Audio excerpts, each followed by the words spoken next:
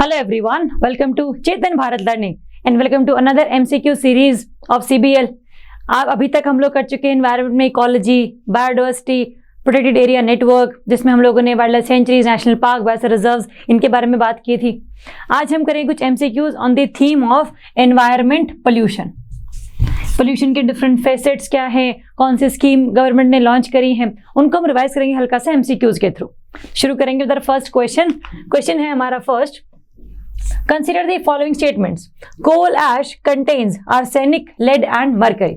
देखो, हम जब कोल को बर्न करते हैं उससे जो एनर्जी निकलती है, उस एनर्जी के साथ साथ कुछ जो एशेज हैं वो भी निकलती हैं। उस एश में पूछा हुआ है कि आर्सेनिक होता है, लेड होता है और मर्क्यूरी होता है। तो बात सही है, इसमें आर्सेनिक भी होता है, लेड भी होता है और मर्क्यूरी भी होता है। Second, coal fired power plants releases sulphur dioxide and oxides of nitrogen into the environment. कि ये भी बात ठीक है कि जो oxides of nitrogen plus sulphur है वो भी इसमें निकलते हैं। ये सब तो आपकी काइंड ऑफ मेटल्स हैं, है ना, तो ये भी निकलते हैं काइंड ऑफ, और ये भी निकलते हैं। High ash content is observed in Indian coal. तो कोल के अलग अलग टाइप्स होते हैं। जैसे फॉर एग्जांपल अगर हम बात करें, कोल की डिफरेंट वैरायटीज है। आपकी एक एंथ्रासाइट है, एक आपका बिटुमिनस है, एक आपका लिग्नाइट कोल है और एक आपका पीट कोल है। जितना ज्यादा कार्बन कंटेंट होगा उतना अच्छा क्वालिटी ऑफ कोल होगी। एंथ्रासाइट में more than 70% of the carbon is present. Bituminous में हल्का सा उससे कम है, लिग्नाइट में कम है और पीट में बिल्कुल ही कम है। इसीलिए जितना ज्यादा हाई ऐश कंटेंट होगा इसका मतलब उतनी ही लो क्वालिटी का भी कोल होगा। इंडिया में जो कोल है that is majorly found in the form of bituminous coal, है ना। ये आपका छोटा नागपुर प्लेट्यू वाला एरिया है, छत्तीसगढ़ वाला एरिया है, वहां पर आपको ये कोल की वैरायटी मिलती है। एंथ्रासाइट इंडिया में मिलता है लेकिन मेघालय वाले प्लेट्यू के आसपास, जम्मू कश्मीर वाले एरिया के आसपास, तो उसको एक्सट्रैक्ट करना बड़ा मुश्किल है। इसीलिए मेजरली हम लोग बिटुमिनस कोल ही यूज करते हैं। इसीलिए हाई ऐश कंटेंट जो इसमें ऑब्जर्व किया जाता है। बाकी जहाँ पर एंथ्रासाइट मिलेगा वहां पर इतनी हाई ऐश नहीं मिलेगी। ठीक, तो तीनों ही इसमें सही हैं। पूछा भी क्या हम लोगों से, करेक्ट ना, तो ऑप्शन 1, 2 एंड 3, ऑप्शन डी। ठीक, next, with reference to eutrophication which of the following statements is correct. पहली बात तो यूट्रोफिकेशन क्या होता है। यूट्रो का मतलब होता है बहुत ज्यादा अमाउंट में, ट्रॉफिक का मतलब होता है न्यूट्रिएंट। तो अगर हम यूट्रोफिक की बात कर रहे हैं, इसका मतलब हम बात कर रहे हैं कि there are nutrients are present but in abundance. जितनी जरूरत है उससे भी ज्यादा जो न्यूट्रिएंट्स हैं वो हम लोगों को इस किसी भी जगह पर देखने को मिल रहे हैं।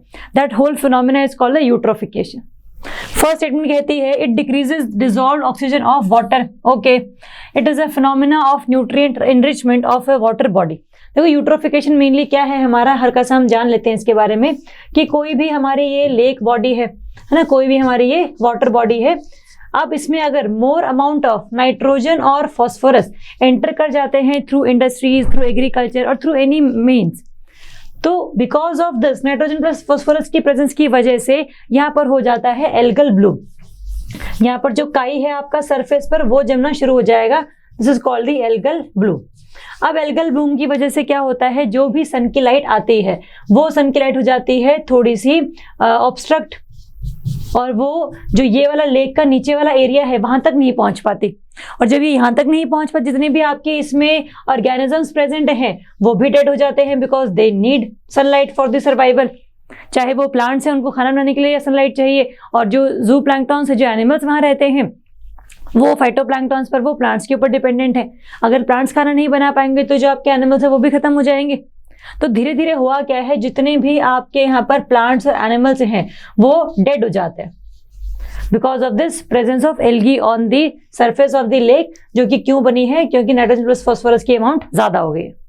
अब इसकी वजह से जो भी एनिमल्स और प्लांट्स डेड हुए हैं, अब कोई भी जो डेड बॉडी होती है उसको डीकम्पोज करने के लिए बैक्टीरियाज आते हैं। तो जब ज्यादा अमाउंट ऑफ बैक्टीरियाज आएंगे, वो अपना काम करेंगे, डीकम्पोजिशन करेंगे, तो they need amount of oxygen. तो जितनी भी इस वाटर में पहले से ऑक्सीजन अवेलेबल थी उस सभी को ये लोग यूज कर लेंगे, है ना, क्योंकि बैक्टीरिया ज्यादा है, क्योंकि डेड एनिमल ज्यादा है। तो यहाँ पर जो ऑलरेडी डिसॉल्व्ड ऑक्सीजन थी उसकी तो अमाउंट हो गई कम, और जो डिमांड है वो हमारी बढ़ गई। This is called the biological oxygen demand, BOD। ये डिमांड है by demand of bacterias to decompose the dead organic matter.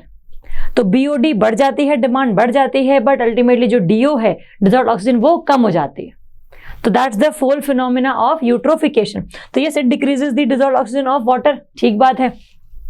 It is a phenomena of nutrient enrichment of a water body, ठीक बात है। न्यूट्रिएंट्स की enrichment हो रही है, और वो एनरिचमेंट इस तरीके से हो रही है कि जितना अमाउंट की जरूरत थी उससे भी ज्यादा वो अवेलेबल है।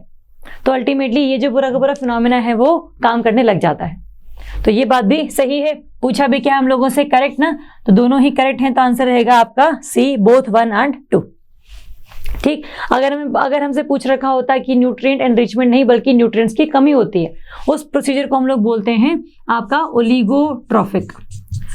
ओलिगोट्रॉफिकेशन, जहां पर नाइट्रोजन प्लस फॉस्फोरस की अमाउंट कम है और जो प्लांट्स को जितनी रिक्वायरमेंट है उतने ही नहीं मिल पा रहे हैं उनको मिनरल्स, तो वैसे उनकी ग्रोथ कम हो रही है। तो यूट्रोफिकेशन हो चाहे ओलिगोट्रॉफिकेशन हो, दोनों ही नुकसानदायक फिनोमिनाज हैं। बीच की एक स्टेज जिसको हम कहते हैं मीजोट्रॉफिकेशन, कि ना तो आपके मिनरल्स ज्यादा अमाउंट में अवेलेबल हैं और ना ही मिनरल्स आपके बहुत लो अमाउंट में अवेलेबल है, बैलेंस बना हुआ है।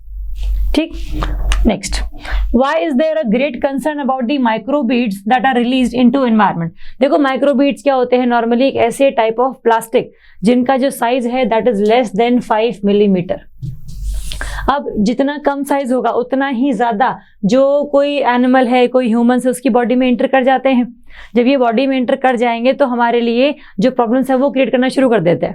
मतलब हमारी बॉडी में प्लास्टिक चला गया एक तरीके से, प्लास्टिक कभी भी डिकम्पोज नहीं होता, तो हमारी बॉडीज में वो इस तरीके से ही रहता है फॉर द लॉन्गर टाइम, और जो हमारे ऑर्गन्स हैं उनको कहीं ना कहीं ये बहुत ज्यादा डिफेक्टिव बना देता है। तो माइक्रोबीड्स की कंसर्न्स क्यों हैं? They are considered harmful to marine ecosystem. देखो मेनली जो है ना आपके माइक्रोबीड्स, ये आपको मिल जाएंगे डिफरेंट कॉस्मेटिक प्रोडक्ट्स में, आपके डिफरेंट जो कोलगेट्स वगैरह हैं वहां पर आपको मिल जाएंगे। तो अल्टीमेटली ये ढंग से डिस्पोज नहीं हो पाते हैं और अल्टीमेटली ये ओशंस में चले जाते हैं। हमने बहुत बार देखा है कि ओशंस में दूर दूर तक कोई इंसान नहीं रहते, कोई एनिमल नहीं रहता, बट फिर भी उस एरिया में काफ़ी सारी जो प्लास्टिक की बॉटल्स हैं, प्लास्टिक के जो डिफरेंट इक्विपमेंट्स हैं वो पाए जाते हैं। ऐसा क्यों है? क्योंकि वो अल्टीमेटली कहीं और से आते हुए वहां पर आकर डिपॉजिट हो गए हैं।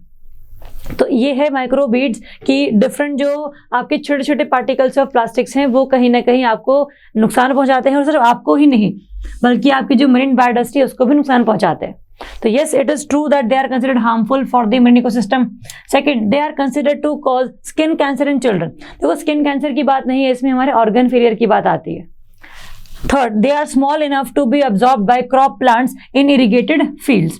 जो प्लांट्स हैं उनको एब्जॉर्ब नहीं करते हैं क्योंकि plastic can not be absorbed. They are often found to be used as food adulterants. ये फूड अडल्टरेंट्स की तरीके से भी नहीं यूज किए जाते हैं, तो इस तरीके से ये आपके कंसर्न नहीं है, है ना। अगर ये किए भी जाते हैं तो ये कंसर्न नहीं है, उसकी हम बहुत अमाउंट जो है बहुत स्पेसिफिक रखते हैं, लेकिन वो थोड़ी बहुत अमाउंट भी जो है ह्यूमन हेल्थ के लिए हानिकारक है, for the long term for the short term दोनों के लिए हानिकारक है ना। तो yes, they are harmful to marine ecosystem. ये है क्योंकि हम इनको एनवायरमेंट रिलीज करने से हल्का सा कतराते हैं। ठीक, तो option A is the answer. Next करते हैं, acid rain results when gaseous emissions of sulphur dioxide and nitrogen oxide interact with water vapour and. देखो कि एसिड रेन कब होती है? जब आपका सल्फर ऑक्साइड और नाइट्रोजन ऑक्साइड जो है किसके साथ रिएक्ट करते हैं? बेसिकली क्या है, जब आपका SO2 will react with water it will create the H2SO4 sulphuric acid, और जब NO2 will react with water it will create the nitric acid HNO3। तो ये जो है HNO3 H2SO4 जो है टाइप ऑफ एसिड है, और जब ये नीचे की तरफ आते हैं तो इसको हम कह देते हैं एसिड रेन। ऐसी रेन जिसका जो pH है दैट इज लेस देन 5.6, ध्यान रखेंगे लेस देन 7 नहीं बल्कि लेस देन 5.6 अगर है तो that rain would be considered as the acid rain. तो फर्स्ट है moonlight and the chemically converted to strong acidic compounds such as sulphuric acid and nitric acid. देखो मूनलाइट नहीं है, इसमें बेसिकली हमारा सनलाइट की प्रेजेंस होनी चाहिए है। Sunlight and are chemically converted to strong acidic compounds such as sulfuric acid and nitric acid. This can be correct. Moonlight and are converted to weak acidic compounds. Weak नहीं है, strong है, तो ये तो वैसे ही गलत हो जाता है। यहाँ पर भी weak की बात करिए तो ये स्टेटमेंट वैसे ही आपकी गलत हो जाती है। तो moonlight नहीं है, sunlight है, तो आंसर क्या रहेगा आपका B. In the presence of sunlight, H2O and SO2 react with each other and forms the sulfuric acid and simultaneously HNO3. ठीक, तो option B is the answer. Next, which of the following is the well known example of bio indicator of air pollution, कि air pollution है या नहीं है, इसका bio indicator मतलब कोई स्पीशी अगर प्रेजेंट है इसका मतलब पोल्यूशन नहीं है, अगर वो स्पीशी नहीं है इसका मतलब पोल्यूशन है, और उस पोल्यूशन की वजह से उस पूरी की पूरी स्पीशी की जो पॉपुलेशन है वो खत्म हो गई। तो बायो इंडिकेटर का मतलब होता है जब हम स्पीशीज की बात करते हैं, lichens, methyl mercury, rose plant या सनफ्लावर, तो आंसर है इसका आपका लाइकन्स। लाइकन्स जो है सबसे पायोनियर स्पीशी है, which is a kind of symbiotic relationship between algae and fungi, है ना। अगर लाइकन्स प्रेजेंट है इसका मतलब एयर पोल्यूशन नहीं है, और लाइकन्स अगर प्रेजेंट नहीं है इसका मतलब एयर पोल्यूशन की जो अमाउंट है वो बहुत ज्यादा बढ़ गई है। तो option A is the answer, lichens. Next, the gas which is emitted in the paddy fields and increases the earth temperature is nitrogen, carbon dioxide, carbon monoxide या फिर मीथेन। देखो पैडी फील्ड्स में और इरिगेटेड फील्ड्स में mainly आपको जो methane gas है वो एमिट होती हुई नजर आती है, और यस मीथेन जो है आपका ग्रीन हाउस गैस भी है। ग्रीन हाउस गैस होने की वजह से ये अर्थ का टेम्परेचर भी बढ़ाती है। ठीक, तो ध्यान रखेंगे option D is the answer. Methane gas release होती है मेनली आपका एग्रीकल्चरल सेक्टर से। एग्रीकल्चर में आपका लाइव स्टॉक आ गया, लाइव स्टॉक के साथ साथ आपका जो इरिगेटेड फील्ड्स हैं, खेत हैं, वो आ गए एंड एक्सेट्रा। ठीक है, लाइव स्टॉक में तो हम देख लेते हैं कि जो आपके डिफरेंट रूमिनेटिंग एनिमल्स हैं, गाय हैं, भैंस हैं, है ना, तो ये जब डाइजेशन करते हैं तो डाइजेशन से जो आपका मीथेन है वो गैस रिलीज होती है। तो लाइव स्टॉक इसलिए रिस्पॉन्सिबल है आपका for the production of methane, और जो आपके खेत हैं, जो पैडी फील्ड्स हैं, वहां पर भी जो आपकी मीथेन गैस है वो रिलीज होनी शुरू हो जाती है। तो मीथेन ध्यान रखेंगे क्योंकि ग्रीन हाउस गैस है and hence it increases the temperature of the earth. Next, what is green house effect? Increase in global temperature, decrease in global temperature, increase in sea water temperature या फिर increase in temperature of rivers and lakes. देखो green house effect basically होता क्या है कि normally जो हमें energy मिलती है सन से वो आती है इन द फॉर्म ऑफ इंसोलेशन, और फिर हम लोग धरती इसको एब्जॉर्ब करती है, और एब्जॉर्ब करने के उसको दोबारा वापस भेज देती है, उसको हम कहते हैं टेरेस्ट्रियल रेडिएशन, है ना, इसको हम कहते हैं टेरेस्ट्रियल रेडिएशन। तो जो यहाँ से आती है इंसोलेशन है, जो जाती है टेरेस्ट्रियल रेडिएशन है। जो डिफरेंट ग्रीन हाउस गैसेज हैं, है ना, वो क्या करती हैं, वो आने वाले इंसोलेशन को तो आने देती हैं, कोई दिक्कत नहीं होती, लेकिन जब टीआर जा रही है, क्योंकि जो टीआर है ना वही अर्थ की वार्मिंग के लिए रिस्पॉन्सिबल है, it is responsible for earth warming. तो अगर जब ग्रीन हाउस गैस ज्यादा प्रेजेंट है तो जो भी टीआर वापस जा रही है स्पेस में उसको ये रोक लेती है, और जब ये रोक लेंगी तो इस पूरे एटमॉस्फेयर का जो टेम्परेचर होगा वो काफी ज्यादा बढ़ जाएगा, है ना। तो ग्रीन हाउस इफेक्ट ये होता है कि जब कोई भी गैस आने वाले इंसोलेशन को तो आने दे बट जाने वाली को ना जाने दे, then ultimately the temperature of that area will increase. तो इसको हम कहते हैं increase in the global temperature. पूरे अर्थ का टेम्परेचर बढ़ता है, पूरे अर्थ के टेम्परेचर के बढ़ने की वजह से जो सी का वाटर का टेम्परेचर है वो बढ़ता है। तो ये भी इसका आंसर हो सकता था, लेकिन इट इज द कॉन्सिक्वेंस। जो अल्टीमेटली रीजन है वो तो ये वाला है कि पहले ग्लोबल टेम्परेचर बढ़ेगा, उसके बाद आपका सी का टेम्परेचर बढ़ेगा।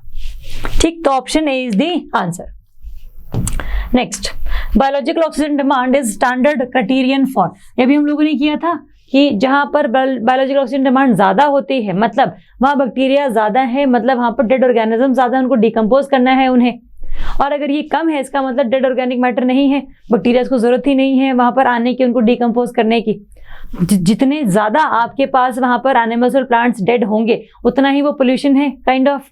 तो अगर ये बायोलॉजिकल ऑक्सीजन डिमांड ज्यादा है तो measuring oxygen levels in the blood नहीं है ये, computing oxygen levels in forest ecosystem ये भी नहीं है, presence of pollution in an aquatic ecosystem ये बात ठीक है। अगर डिमांड ज्यादा है इसका मतलब पोल्यूशन इज मोर, और अगर बायोलॉजिकल ऑक्सीजन डिमांड आपकी कम है इसका मतलब पोल्यूशन इज लेस। तो दोनों में रेसिप्रोकल रिलेशनशिप है हमारे लिए। ठीक, तो option C is the answer. Next, the term biomagnifications is referred to as.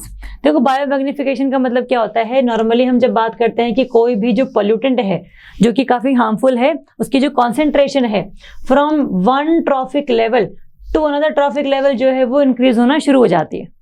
For example आपने ग्रासेस में जो है DDT का छिड़काव किया, वही जो ग्रासेस हैं वो आपके अल्टीमेटली हर्बीवोर्स ने खाए, है ना, और साथ में उन्हीं प्लांट्स को हम लोगों ने भी तो खाया, मतलब ह्यूमंस ने भी खाया। तो DDT की जो कॉन्सेंट्रेशन है वो ग्रासेस में कम है, लेकिन हर्बीवोर्स में ज्यादा होगी, क्योंकि यहाँ पर 100 ग्रास थे, उसको सिर्फ 10 हर्बीवोर्स ने खाया। तो पहले DDT जो 100 यूनिट था वो एक एक ग्रास के पास आ गया था, है ना, तो वो सभी ऑब्जॉर्व कर लिया गया। अब वही जो 100 है वो सिर्फ 10 में डिवाइड हुआ, तो एक एनिमल के अंदर 10 यूनिट ऑफ DDT गया है। 10 एनिमल्स के ऊपर एक जो है आपका शेर है जो कि 10 को खा सकता है, तो उसकी बॉडी के अंदर सारा का सारा क्या गया, 100 का 100 गया। तो यहाँ पर कॉन्सेंट्रेशन देखो जरा कितनी है, 1%, 10% और यहाँ पर 100%। तो as we are moving upward the trophic level, the concentration of harmful chemicals increases, क्योंकि आपके जो एनिमल्स हैं वो धीरे धीरे करके कम होना शुरू हो जाते हैं। ठीक है, तो इसी वजह से जो आपकी 100 यूनिट ऑफ DDT हम लोगों ने छिड़काव किया था, पहले 100 और ग्रासेस थे, हमने अज्यूम कर लिया, सबने एक एक यूनिट कंज्यूम कर लिया, वही सारा का सारा जो ग्रास है वो 10 हर्बीवोर्स ने खाया, तो सभी के बॉडी के अंदर 10-10 यूनिट चला गया। पहले एक बॉडी के अंदर एक था ग्रास में, अब अगली बॉडी के अंदर 10 है, तो कॉन्सेंट्रेशन जो है वो हर ट्रॉफिक लेवल के साथ हमारी इंक्रीज होनी शुरू हो गई है। That phenomena is called the biomagnification. Magnification मतलब increase in the concentration of harmful chemicals when we are moving from one trophic level to another trophic level. ठीक, increase in the body weight, ये नहीं है। Uncontrolled growth of harmful organisms, ये भी नहीं है। Accumulation of increasing amount of non degradable pollutants through food chain, food chain के through ही जो है गया है ये, और नॉन बायोडिग्रेडेबल है कि मतलब ये बॉडी में से पास भी नहीं हो सकता, बॉडी में काफी टाइम तक रहेगा ये। तो this option is correct, that gets accumulated. तो option C is the answer. Next, which one of the following is not included in the National Air Quality Index? National Air Quality Index एक ऐसा index है जो कि आपका central pollution control board release करता है, जिसमें आपके 8 पोल्यूटेंट्स हैं, SO2 है, NO2 है, आपका PM2.5 पार्टिकुलेट मैटर, PM10 है, आपका लेड है, अमोनिया है, ओजोन है, और आपका कार्बन मोनोऑक्साइड है। कार्बन डाइऑक्साइड नहीं है, वो हम ध्यान रखेंगे। तो SO2 है इसमें, है NO2 है इसमें, है लेड भी है, मीथेन नहीं है। तो option D is the answer. Methane is not the 8 pollutants, is not under the 8 pollutants which is under the National Air Quality Index which is released by Central Pollution Control Board. ठीक, तो option D. Next, the Rotterdam convention deals with reducing nuclear weapon stockpiles, नहीं। Limiting the use of toxic chemicals, okay. Protecting the oceans, banning of human clone experiment, ये भी नहीं। ठीक है, तो इसका आंसर है आपका limiting the use of toxic chemicals. Rotterdam convention जो है वो हम लोगों ने साइन की हुई है, 1998 में ये कन्वेंशन आई थी, और इसको हम लोगों ने 2004 के आसपास रेटिफाई भी कर दिया था। It just came into force, इस पर बातचीत तब शुरू हुई थी और केम इनटू फोर्स 2004 में था ये। तो जितने भी आपके हार्मफुल केमिकल्स हैं, फॉर एग्जाम्पल कोई भी हार्मफुल केमिकल जो किसी एक कंट्री से लेकर दूसरी कंट्री में आ रहा है, सबसे पहली बात तो आपने उस कंट्री को पहले इन्फॉर्म करना है कि ये केमिकल ऐसा है, इसको ऐसे एनवायरनमेंट में यूज करना है, इतनी अमाउंट में यूज करना है। तो जो भी टॉक्सिक केमिकल्स है जो ज़रूरी है हमारे लिए, उनका यूज़ जो है थोड़ा सा आपने लिमिटेड रखना है, ताकि आपके जो काम है वो तो मतलब ठीक हो जाए, लेकिन जिससे ह्यूमन हेल्थ या बायोडाइवर्सिटी को नुकसान ना पहुंचे। तो सभी कंट्रीज ने ये प्रॉमिस किया था कि कोई भी जो टॉक्सिक केमिकल होगा वो किसी और कंट्री के इन्फॉर्म्ड कंसेंट के अलावा वहाँ पर नहीं भेजा जाएगा। पहले उस कंट्री को पता होगा कि हाँ ये केमिकल हमारे यहाँ पर आ रहा है, उसको कैसे यूज़ करते हैं, कितना टेम्परेचर चाहिए होता है, कितने अमाउंट में इसको यूज़ करना है, तो वो सब चीज़ें पहले बता रखी होंगी, तभी उन केमिकल्स का आप यूज़ करेंगे। ठीक, तो answer is option B. Next, the process of using microbes to treat areas of land or sea that have been contaminated by pesticides, oil or solvents is known as। जब हम लोग किसी organism को use करते हैं for making the place very clear, pollution को खत्म करने के लिए, उस प्रोसेस को हम क्या कहते हैं? यूट्रोफिकेशन नहीं, नाइट्रिफिकेशन नहीं, अमोनिफिकेशन, प्रेजेंस ऑफ अमोनिया नहीं, बायो रेमिडिएशन। देखो बायो का मतलब लिविंग ऑर्गेनिज्म, माइक्रोब्स, रेमिडिएशन का मतलब होता है decrease in the level of pollution. और ये सब कैसे हो सकता है? If we use the microbes. For example जैसे हमारे यहाँ पर बहुत सारे ऑयल स्पिल्स हो जाते हैं, तो कोस्ट पर वो ऑयल आ जाता है, और जो कोस्ट पर वो ऑयल आएगा तो अल्टीमेटली बहुत ना वो कीचड़ टाइप सा, स्लज टाइप सा एक चीज़ बन जाती है। अब उसको अगर आप मैनुअली हटाओगे तो बहुत टाइम लग जाएगा। इसके लिए क्या साइंटिस्ट ने कि एक वायरस बनाते हैं जिसका नाम है oil zapper. It is a kind of virus. ये हाइड्रोकार्बन्स के ऊपर फीड करता है। तो जो आपका ऑयल है वो हाइड्रोकार्बन ही है देखा जाए तो आप उस ऑयल ज़ैपर वायरस को वहां पर छोड़ दो और हाइड्रोकार्बन पर को वो फीड करता है, तो अल्टीमेटली वो उसको खा जाएगा और वो जो साइट है सारी की सारी वो क्लीन हो जाएगी विद इन 2 to 3 months। तो जो पूरी प्रोसीजर है जहां पर हम डिफरेंट वायरस, बैक्टीरिया, फंगाई इनको यूज कर रहे हैं फॉर ट्रीटिंग दी पोल्यूशन, उसको हम कहते हैं बायो रेमेडिएशन। Option D. ठीक, यूट्रोफिकेशन हम कर चुके हैं। नाइट्रिफिकेशन तो होता है कि जहां पर आप नाइट्रोजन को यूजेबल फॉर्म में कन्वर्ट करते हैं। For example if you convert nitrogen into nitric oxide, nitric ions भी आप बोल सकते हो, तो ये जो है प्लांट्स एब्जॉर्ब कर लेते हैं, ये प्लांट्स एब्जॉर्ब नहीं कर पाते। तो जो नाइट्रोजन की अमाउंट है वो प्लांट्स के लिए ज़रूरी होती है, तो पहले इसमें कन्वर्ट करना पड़ता है and this procedure is called the nitrification. ठीक, next, the problem of water pollution with arsenic is maximum in which state? Haryana, Rajasthan, Madhya Pradesh या West Bengal? West Bengal is highly famous for the ground water pollution with arsenic. तो option D is the answer. और बहुत सारे जो case studies है वो बताते हैं हमें कि वेस्ट बंगाल जो है वो काफी ज्यादा आर्सेनिक से ग्रस्त है। ठीक, तो option D. Next, which one of the following is not a secondary pollutant? Secondary pollutant का मतलब होता है जो प्राइमरी पोल्यूटेंट्स की वजह से बना है। ऑप्शंस आपके पैन है आपका पर एसिटाइल नाइट्रेट, पर acetyl nitrate, smog, sulphur dioxide या फिर ओजोन। देखो नॉर्मली क्या होता है, this equation is called the photochemical smog. Photochemical smog क्या है? नॉर्मली जब आपका nitrogen oxide plus volatile organic compounds आपस में रिएक्शन करते हैं with in the presence of sunlight. Volatile organic compounds क्या है? जिनमें कार्बन है, जिनमें हाइड्रोजन है ना, CH4 हो गया आपका, डिफरेंट और सारे बेंजीन हो गए। तो ये है वोलेटाइल ऑर्गेनिक कंपाउंड। जब रिएक्ट करेंगे विद नाइट्रोजन के ऑक्साइड्स तब ये क्या प्रोड्यूस करेंगे? ओजोन एंड पर एसिटाइल नाइट्रेट। तो ये तो आपका प्राइमरी पोल्यूटेंट है, ये भी आपका प्राइमरी पोल्यूटेंट है, लेकिन इन दोनों की रिएक्शन की वजह से जो आपका ओजोन निकला है ये भी पोल्यूटेंट है, लेकिन ये सेकेंडरी पोल्यूटेंट है। तो ये पूरी की पूरी इक्वेशन क्या है? फोटोकेमिकल स्मॉग की है। तो स्मॉग जो है वो अल्टीमेटली 2 प्राइमरी पोल्यूटेंट्स की वजह से बनता है। तो smog is also a secondary pollutant. Pan भी जो है आपका सेकेंडरी पोल्यूटेंट है, ओजोन भी है, सल्फर डाइऑक्साइड नहीं है ना, ये प्राइमरी पोल्यूटेंट है, ये हमें निकलता हुआ नजर आता है। It is a kind of that pollutant.